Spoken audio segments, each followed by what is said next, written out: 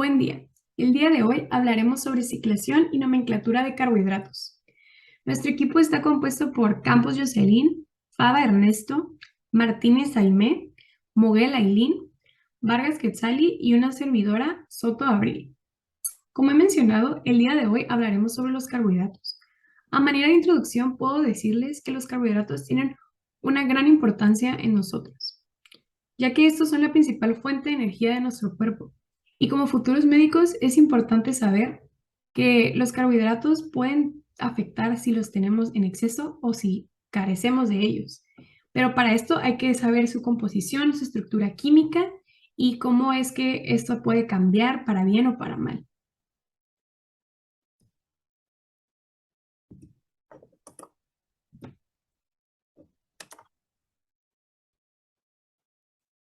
Esta es la agenda del día de hoy.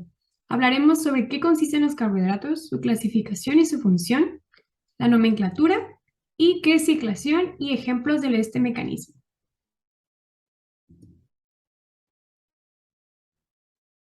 Primero comencemos sobre unas características. Los carbohidratos son biomoléculas compuestas por carbono, hidrógeno y oxígeno. Y esta biomolécula es la más abundante en la Tierra. Como he mencionado antes, la principal función de estos es proveer energía. Pero no solo eso, también nos provee estructura. Y a nivel celular, esto permite una comunicación entre ellas y también ayuda a que las células se adhieran entre sí y al material que rodea nuestro cuerpo. Los carbohidratos se clasifican en monosacáridos, disacáridos, oligosacáridos y polisacáridos. Y esto depende del número de unidades de azúcares sencillos que contengan. Primero que nada, tenemos los monosacáridos. Estos también les llamamos azúcares y son simples, ya que estos no se pueden hidrolizar, lo que significa que no se descomponen en otros compuestos más simples, ya que este es el compuesto más simple que existe en este caso. Estos azúcares pueden pasar a través de la pared del tracto alimentario sin ser modificados por enzimas digestivas. Los tres más comunes son la glucosa, la fructosa y la galactosa. En este caso, del lado izquierdo tenemos un ejemplo de qué es la glucosa. La glucosa es el principal combustible de las células. En los animales, la glucosa es la fuente de energía preferida de las células cerebrales y de las células que tienen pocas mitocondrias o que carecen de ellas. También en las células que tienen un aporte limitado de oxígeno, por ejemplo, en nuestros globos oculares, se utilizan reservas de glucosa para poder generar energía. Posteriormente tenemos los disacáridos. Estos los podemos definir como son formados por la condensación de dos monosacáridos mediante un enlace glucosídico. Los disacáridos compuestos de azúcares simples necesitan que el cuerpo los convierta en monosacáridos antes de que se puedan absorber por el tracto alimentario. Por ejemplo, los tres más comunes son la sacarosa, la lactosa y la maltosa. En este caso tenemos el ejemplo en pantalla que es la sacarosa, que comúnmente lo conocemos como el azúcar de mesa. Y pues nosotros los humanos lo utilizamos como un endulzante, pero también es importante estudiarla ya que el exceso de esta es sabido que puede producir enfermedades, patologías a largo y corto plazo. Posteriormente tenemos los polisacáridos, que también son llamados glucanos y están formados por grandes cantidades de monosacáridos conectados por esos mismos enlaces glucosídicos. Los glucanos más pequeños los llamamos oligosacáridos, que son polímeros que pueden contener entre 2 a 10 monómeros y son polímeros que con mayor frecuencia se encuentran unidos a polipéptidos en ciertas glucoproteínas y en algunos glucolípidos. Cuando hace falta energía y no hay glucosa disponible, las moléculas de almidón se hidrolizan para proporcionar la energía requerida. Por lo tanto, en este ejemplo que tenemos de polisacárido, que es el almidón, es un polímero de reserva energética que se encuentra en los vegetales. El almidón es una fuente de energía importante para los seres humanos. Se encuentra en los granos de cereal, así como en las raíces comestibles como las patatas. El almidón se libera durante la cocción cuando el calor rompe los gránulos y ya lo consumimos. Como hemos visto, la glucosa puede estar tanto como energía rápida a la hora de consumirla como la glucosa o puede estar en manera de reserva como el almidón.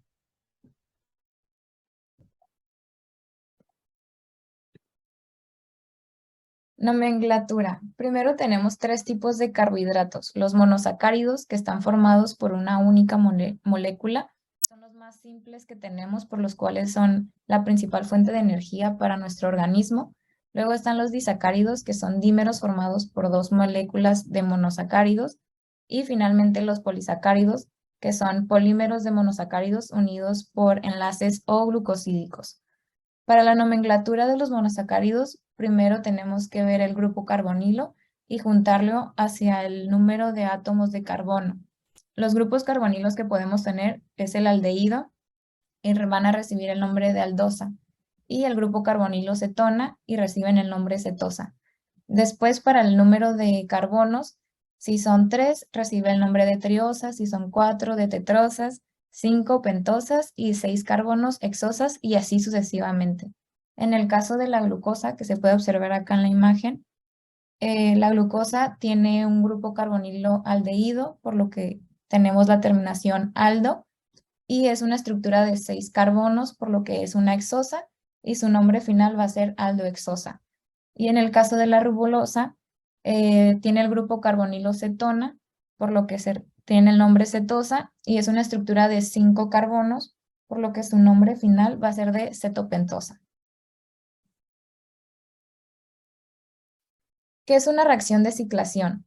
La ciclación es cuando se pasa la estructura lineal o la proyección de Fischer del monosacárido, que es la que podemos ver de este lado, hacia la proyección de Howard, que es la de acá, que es cuando ya está ciclado el carbohidrato. Si el grupo carbonilo formaba parte de un aldehído, tiene un enlace tipo hemiacetal y va a ser una estructura alfa, lo que quiere decir que en el primer carbono el H va a estar sobre el OH. Y si el grupo carbonilo formaba parte de una cetona, tiene un enlace tipo hemicetal y va a ser una estructura beta, lo que quiere decir que el OH va a estar sobre el H. Al ciclarse el carbono que llevaba el grupo funcional, pasa de no ser asimétrico a serlo, por lo que aparecerán pues, los dos nuevos isómeros ópticos y reciben el nombre de alfa y beta. La ciclación se produce por la formación de los enlaces intramoleculares en el grupo carbonilo, que reacciona con el hidroxilo del carbono asimétrico, es decir, el que está más alejado del grupo funcional. En este caso, pues es el penúltimo carbono.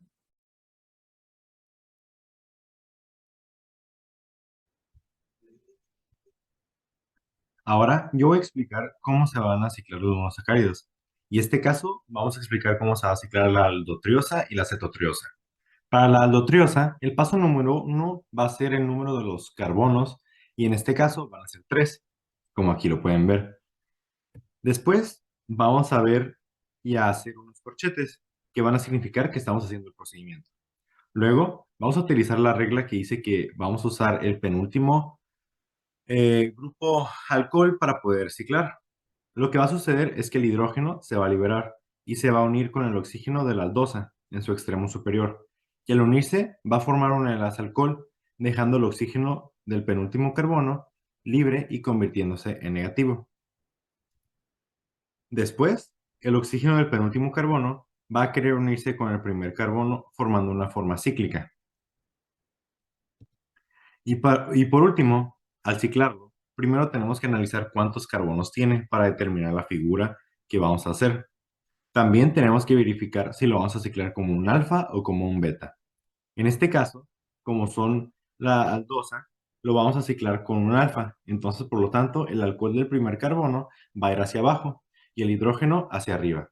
Y una regla general es que el último carbono siempre se va a poner hacia arriba el CH2 o H. Para el ejemplo de la cetotriosa, voy a explicar uno en específico que es bastante compleja, la cual es la dihidroxiacetona. Y esta no se va a ciclar, puesto que no se pueden derivar de la dihidroxiacetona, ya que carece de carbonos asimétricos, pero sí se transforma a una manera teórica. Y de esta manera se puede. Primero vamos a enumerar los carbonos. Después vamos a desglosar la cetosa en dos hidrógenos y el grupo alcohol.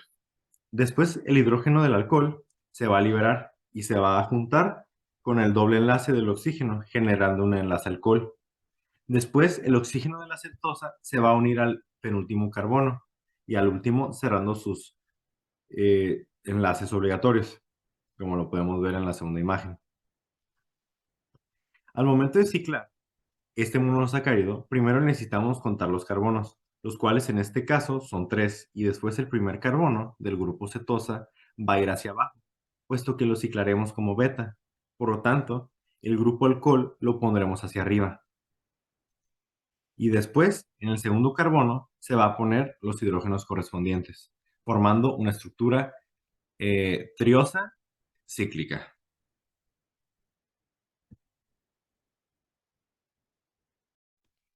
Ok, ahora vamos a ver un ejemplo de ciclación de una aldohexosa.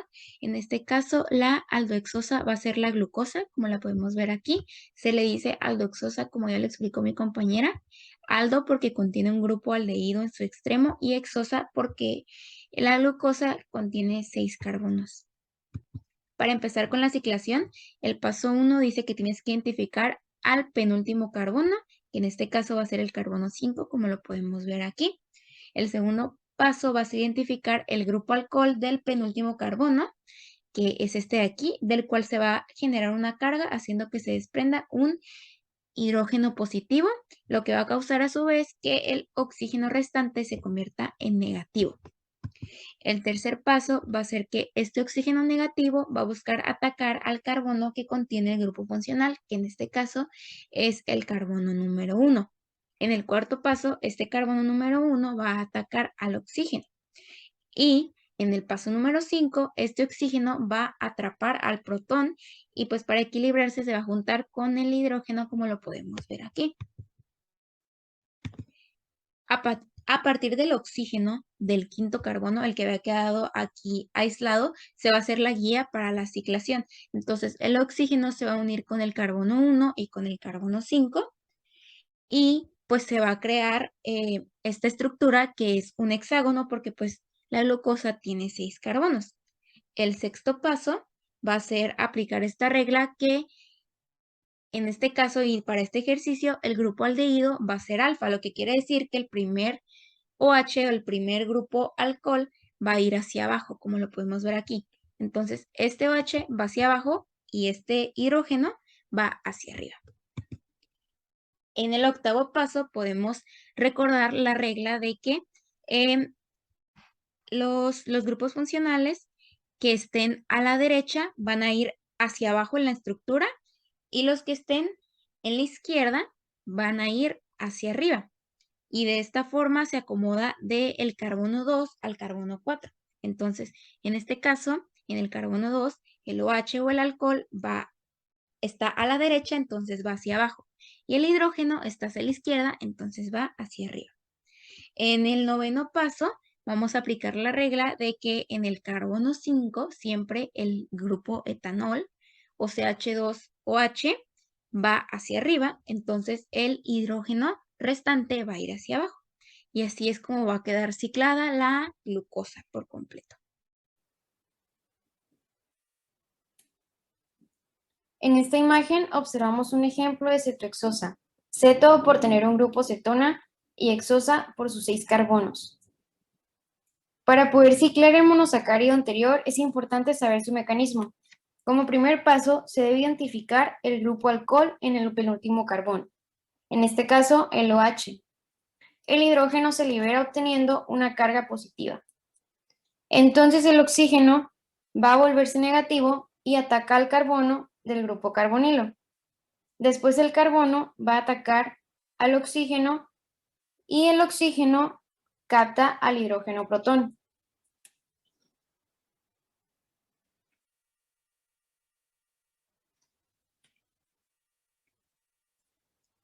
Ya que se equilibra la reacción cuando el hidrógeno se une al oxígeno formando un OH, para poder ciclarla se cuentan los carbonos a partir del oxígeno, es decir, 1, 2, 3, 4, 5. Se forma una cetopentosa.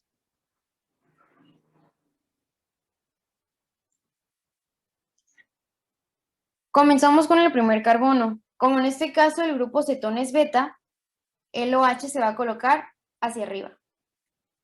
Mientras tanto, el CH2OH se va a colocar en la parte de abajo. Para el acomodo de las cadenas laterales, los grupos de la izquierda se colocan dentro y los grupos de la derecha fuera. Por ejemplo, en el segundo carbono tenemos a un OH del lado izquierdo que se va a tener que colocar en la parte de adentro. Y el hidrógeno del lado derecho se va a colocar en la parte de afuera. Lo mismo sucede con el tercer carbono. Tenemos un hidrógeno en la parte de adentro y un OH en la parte de afuera. En el caso del etanol, siempre va a ir en el extremo superior del último carbono. Por lo tanto, el hidrógeno que queda sobrando va a ir en la parte de abajo.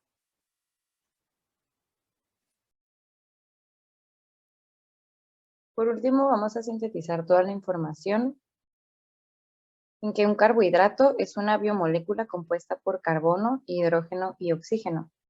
La glucosa, el glucógeno y la celulosa son las formas biológicas primarias de almacenamiento y consumo de energía. Su clasificación. Se clasifican según su número de unidades de azúcares sencillos en monosacáridos, disacáridos y polisacáridos. En su función es que la oxidación de carbohidratos como el azúcar y el almidón va a ser la principal ruta de obtención de energía, por lo cual es fundamental que se integren en la dieta humana. Para nombrar los monosacáridos, se tiene que contar el número de carbonos que contiene la molécula, si es di, tri, tetra, penta, hexa, etc. E identificar si se trata de un aldehído. Si sí, se le llamará aldosa, y si se trata de una cetona, se llamará cetosa. Por último, el proceso de ciclación. En este se identificará el penúltimo carbono, del cual el OH libera un protón, produciendo una carga negativa en el oxígeno. Este ataca al carbono del grupo carbonilo. Ataca ahora al oxígeno del mismo y este ataca al protón liberado, produciendo una molécula de H2O. Aquí podemos ver nuestras referencias.